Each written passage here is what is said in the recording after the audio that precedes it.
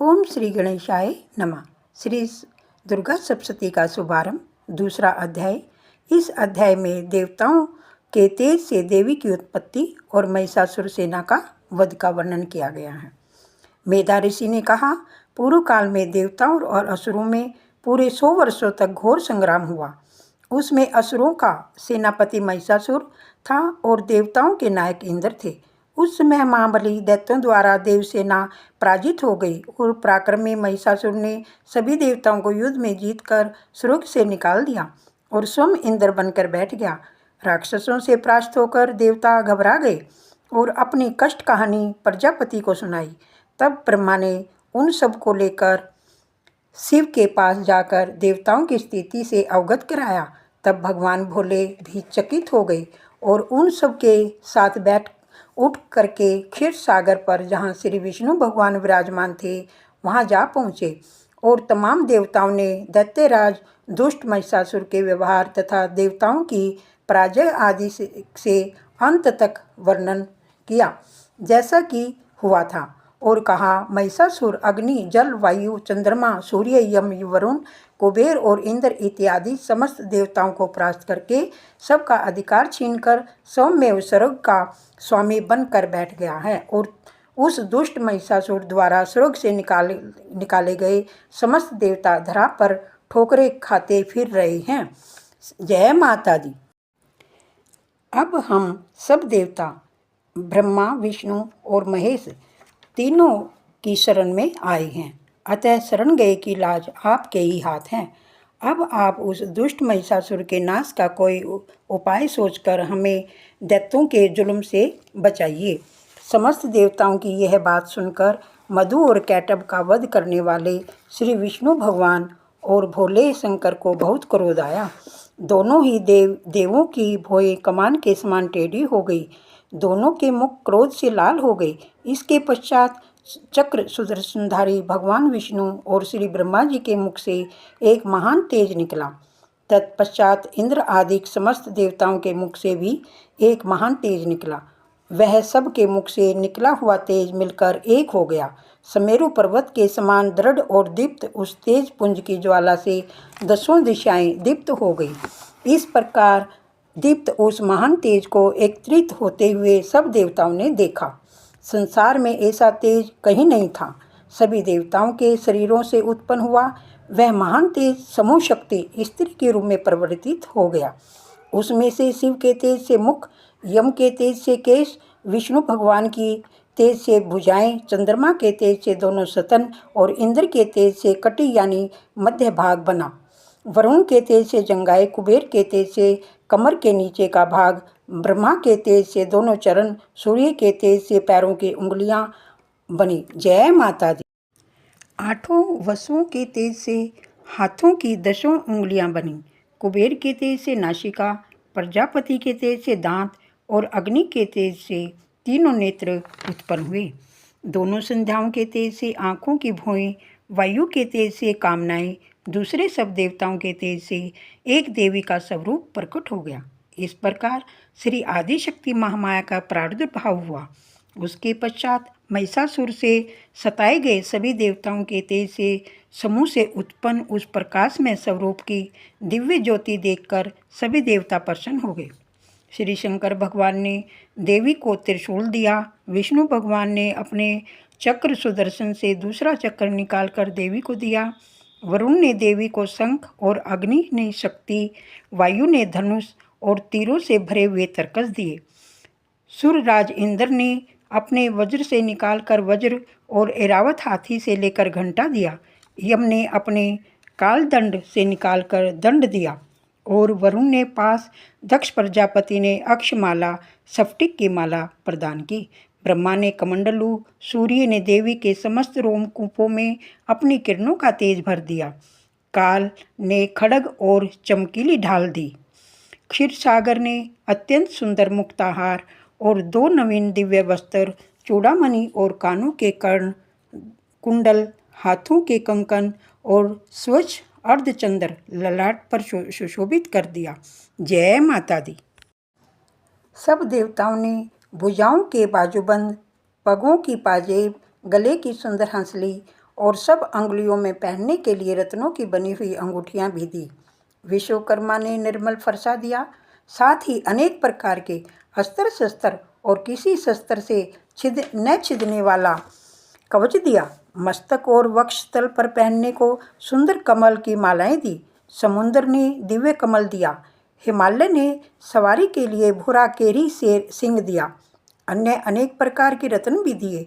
कुबेर ने सुरा आशव से भरा हुआ पान पात्र दिया। नागों के राजा शेषनाग, जो कि पृथ्वी पर अपने फन पर धारण किए हुए हैं, सो उन्होंने प्रकाशमान नागमणियों का हार दिया। जय माता दी। अब तो महाशक्तिशाली देवी समस्त देवताओं के अस्त्र शस्त्र भूषण इत्यादि से सम्मानित होकर ठाका मारकर हंसी। फिर ऊंचे स्वर में गर्जना की।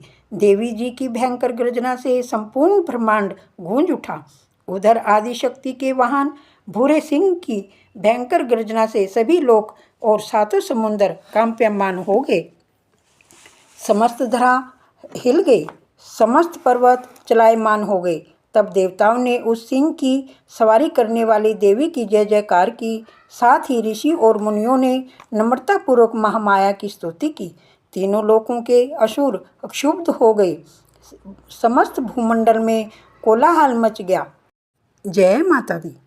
हलचल देखकर सभी दैत्य अपनी अपनी सेनाओं को अस्त्र शस्त्र से सुसज्जित करके सजग हो उठे और दैत्यों का राजा महिषासुर क्रोध में भरकर सोचने लगा कि ये क्या हो गया।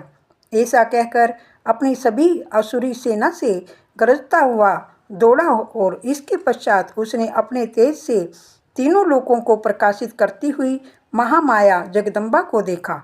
वह जगत जननी माता कैसी हैं कि जिनके चलने से धरा हिलने लगी और सिर के मुकुट की विचित्र चमक दमक से सुंदर दिखाई देने लगी, जिनके धनुष की टंकार से पृथ्वी, आकाश तथा पाताल में हलचल मच गई।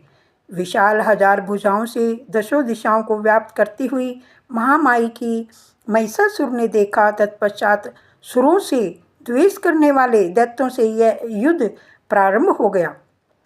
दोनों तरफ से अनेक प्रकार के प्रहार से दशों दिशाओं के अंत तक ज्वाला ही ज्वाला नजर आने लगी।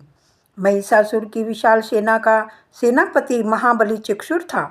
उसने और चामर नामक राक्षस ने महाशक्तिशाली चतुरांगनी सेना, जो हाथी, घोड़े, रथ और पैदल चलने वालों से युक्त थी, लेकर देवी जी से युद्ध किया।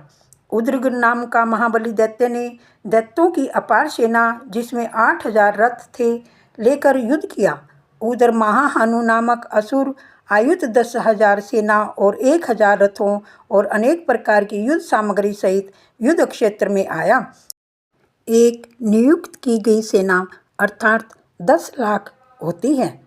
इस हिसाब से असिलोमा नामक दैत्य 50 नियुक्त अर्थात 5 करोड़ रथों को लेकर युद्ध में आ डटा। और वाष्पकल नामक दैत्य ने हाथी घोड़ों के अनगिनत समूह से युक्त 60,000 सेना लेकर रणभूमि में देवी से युद्ध किया। फिर करोड़ों रथों को लेकर युद्ध किया। इसके पश्चात विडाल संख्या दैत्य भी 5 अरब रथों को लेकर देवी से लड़ा। और भी अनेक दैत्य लाखों की संख्या में हाथी, घोड़े, रथ लेकर इकट्ठे होकर परम ज्योति स्वरूप देवी से लड़ाई करने लगे। तत्पश्चात कोटि कोटि पदार्थ संख्या अर्थात करोड़ों करोड़ों हजारों की संख्या में रथ और हाथी घोड़ों से युक्त वह महादैत्य महिषासुर भी उस युद्ध में सम्मिलित होकर युद्ध करने लगा। तोमर सबको नष्ट करने वाला अस्त्र, भिंदीपाल पत्थर फेंकने वाला अस्त्र, हाथ में फेंके जाने वाले अस्त्र, लाठी, शक्ति मूसल, तोड़ फोड़ करने वाला अस्त्र, खड़ग, फरसा, किरच आदि से महाशक्ति युद्ध देवी पर प्रहार करने लगे। दैत्यों द्वारा चलाए गए शक्ति आयुध अस्त्र शस्त्र महामाया ने अपने अस्त्रों शस्त्रों द्वारा खेल ही में काट दिए। ऋषियों द्वारा स्तुति की गई प्रसन्न मुख वाली देवी अपने अस्त्र शस्त्रों को असुरों पर चलाने लगी। जय माता दी। देवी जी का वाहन सिंह भी अपने सिर की जटाओं को चटकता हुआ जैसे वन में लगी हुई आग लता पता छोटे बड़े वृक्षों को जलाकर भस्म कर देता है, ठीक उसी प्रकार उस दैत्य दल में महाकाल की भांति घूमने लगा। रणभूमि में युद्ध करती हुई महारानी अंबिका ने जितने भी श्वास छोड़े वे सभी उसी क्षण हजारों लाखों गण बनकर बिंदीपाल और तलवार लेकर दैत्यों से युद्ध करने लगे। देवी के महाशक्तिशाली गण दैत्यों का संहार करते हुए ढोलक, शंख इत्यादि बजाते हुए, चिंगारते हुए तत्पश्चात महारानी महामाया ने गदा, त्रिशूल, महाशक्ति नामक अस्त्रों की वर्षा की, जिसके प्रहार ने अनगणित दैत्यों को मारकर रणभूमि में सदैव के लिए सुला दिया और बहुतों को भयंकर घंटे के शब्द से मूर्छित कर दिया। उनको बांध बांध कर बुरी तरह घसीटा। कुछ दैत्यों के तेज खड्ग के गिरने से टुकड़े टुकड़े हो गए और कुछ दैत्य गदा के प्रहार से पीस दिए गए।